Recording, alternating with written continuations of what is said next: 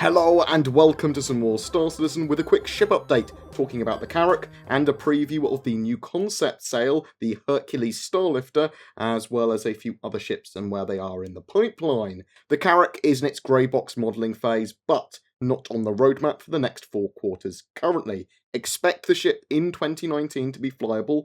There is a small team of artists that will be moving on to working to the Carrack next month. They'll be doing a couple of months of R&D, fleshing out the ship's style guide and adjusting the interior design to be updated with the latest thinking. Once this is complete, the team will expand. That will then put the Carrack in full production. The 300 series rework is in design review. It's planned to be in the 3.4 December patch. The Origin 100 series is concept complete.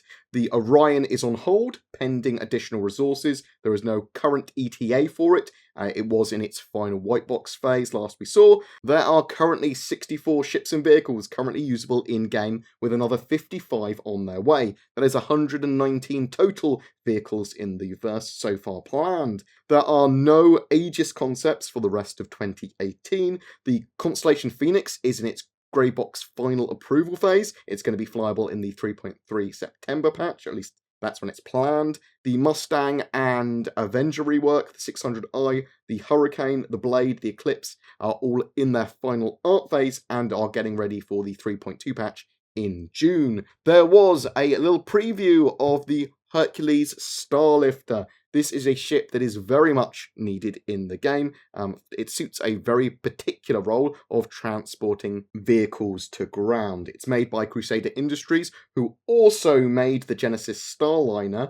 Military-grade transport ships are basically what the Hercules Starlifter is. So there's the M2 military spec, the C2 civilian cargo spec, which is sort of like the base model, and the A2 Hercules gunship. It can hold up to 2 Tumbrel Nova tanks. The C2 or base variant is a commercial hauler. It has a ramp at the front and back for easy access for its vehicles that are on board. It has 4 unmanned turrets, 2 on the neck and 2 on the back. They are basically going to be size 3 and 4 weapons. The guns are going to be controlled via consoles that will allow you to see from the turrets like cameras, I believe. There is a cargo section with a lift, a habitation area, bridge, all that sort of jazz. It's around 100 meters long and 70 meters wide. That is the same length as a Starfarer, but it's over 1.5 times its actual width. The M2 is the military version with more armor. It's got an additional size 3 remote turret on the front under its nose, giving it more forward-firing firepower. It has less cargo space though. The A2 is the full-on gunship version, and CIG seemed to be very, very happy about the way that the ship had gone. It looks to have 8 to 9 turrets. A lot of them are focused on the bottom of the hull. It does look very ground to air. Several of those turrets are going to be size 5 weapons. There are additional seats available to control those turrets as well. You lose half of the cargo space compared to the C2 though, but in that lost space you may get some giant bombs. It comes with 4 of the biggest bombs I have ever seen. This looks to be modularly replaceable with what is described as bomblets.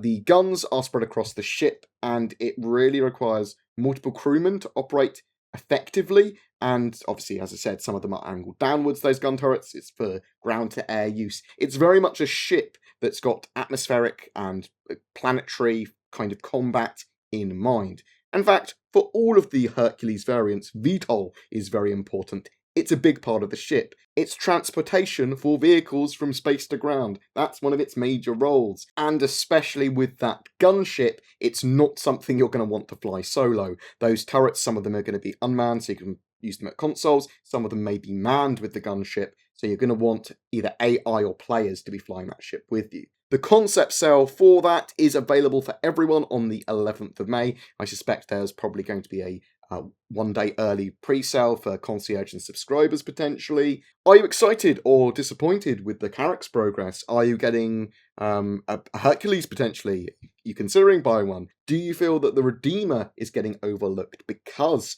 of these other dropships and ground ships and gunships? Or are you just like, oh my god, planetary gunship with giant bombs, rah! I want to hear what you think in the comments below. Every month we have a ship giveaway. This time for May, it's for a Tonkin Turtle, the Tumbrel Nova tank, and a Terrapin, donated by our spotlighted org, the Talons Outer Haven. They are a prominent Star Citizen roleplay organisation that is focused on exploration and kinship, as well as player character-driven lore. They also have their own roleplay-related internet radio station, which is a real radio station which you can listen to, which is called Radio Free Outer Haven. They are recruiting for those interested in roleplay and want to participate in the alpha testing and development of Star Citizen. Links below to their org and radio station. They are incredibly friendly. All you need to do to be in for a chance of winning that ship and vehicle bundle is be subscribed to my YouTube channel and then comment on any of my May YouTube videos throughout the month. Each video gives you another chance to win. For more information on anything we talked about, check the links down below. A special thank you to my Patreons and donators. Your support allows me to create the amount of focused content I do. Again, links to further support the channel are down below as well. Please remember to like and subscribe, as it really does help me, as does your feedback. Please take care, guys, and I'll see you in the verse.